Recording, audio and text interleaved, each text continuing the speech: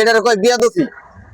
আপনি ওই যে উসমান হাদি কইছিল যে এতদিন আছিলেন বিলের বাচ্চা, আজকে গেছেন বাঘের বাচ্চা। কথাটা কিন্তু মিছা না, কথাটা একবার সত্য। এতদিন তো আপনারা সরকারের প্রত্যয়ন করতারেন নাই, বা কোনো দাবি আন্দোলন দাবিতে যাইতারেন নাই। আন্দোলন তো দূরের কথা, কোনো দাবি নিয়ে খাড়াইতারেন নাই রাস্তায়। ওই যে পত্রিকায় মিডিয়ামের সামনে কইছে হ্যাঁ হ্যাঁ এটা ওটা করুন, সব করে এলাম। কিন্তু বাস্তবে কি করছেন?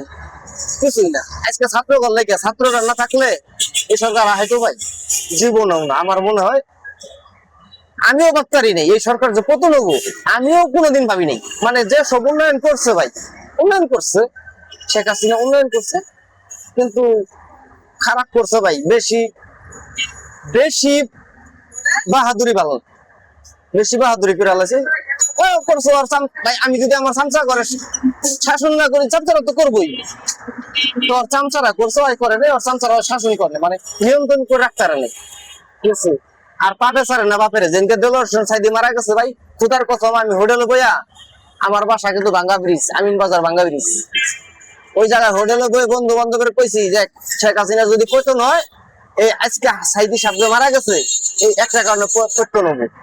আল্লাহর কি কাম, 3 মাসও যাইতে পারেনি পতন হয়ে গেছে।